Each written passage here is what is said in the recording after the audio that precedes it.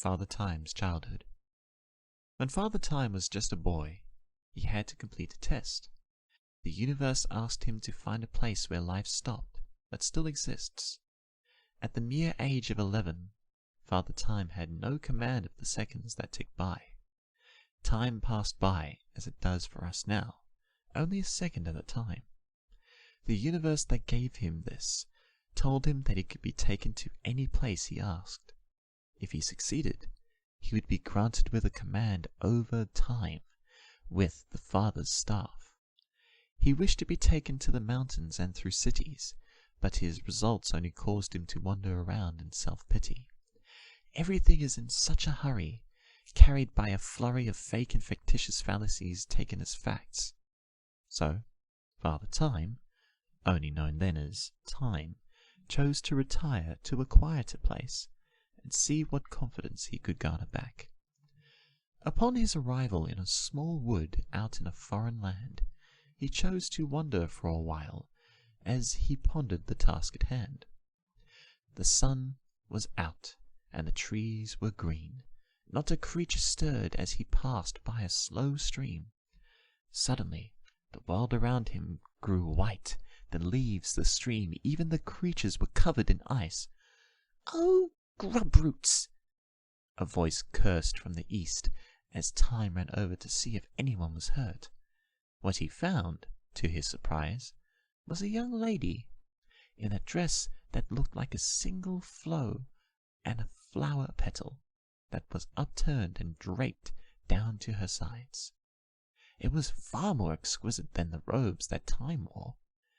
Made of ever-flowing sand and a robe for a belt, the kind worn by other monks, that dragged along the floor. "Are you okay?" he asked quietly. "I'm fine, thank you," she replied politely. "Are you the one that froze the stream?" Time questioned as he pointed to the ice. "Yes, I did, but I wanted more flowers to grow, not to turn the whole world white." The girl moped as she paused and inspected Time's coat. "You are not part of the Royal Roots Guard, are you?" she quizzed. "No, I'm one of the monks that reside at a point where life and death disappear," Time replied as he asked a similar question of the girl. "I am to be crowned a queen and preserve the natural world. I was asked to test my powers to try and grow flowers. However, my emotions affect my connection to the plant life, and thus the whole world turned white." "Why? Are you not confident in what you can do?" Time questioned. "I am nervous, and maybe Grandmother Willow was trying to teach me a lesson." Time looked at the frozen stream and had an epiphany. "You stopped life, and all that is in it still exists. For the water can flow endlessly through a stream and an ocean, and if the flow of it is stopped, it's enough to strike hard and sink ships. That was the lesson. Not to mess with the flow of time, only to be careful with it. Universe, I have found a place where your lesson exists." As the girl looked on with a puzzled expression, a large wooden stick slowly floated from the heavens. "Time is now yours to control.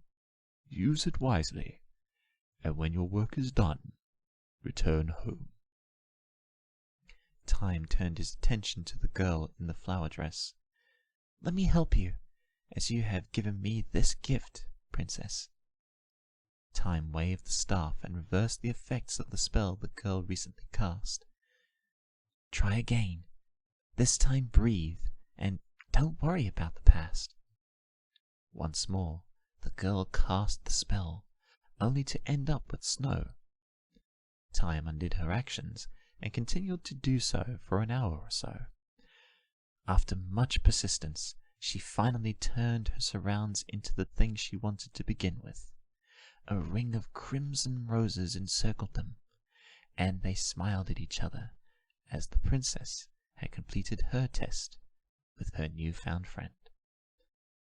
For now, I must go. But I must know, what is your name?" Time wondered as he looked for what next to say. "Nature. And I hope to be the mother of this planet some day."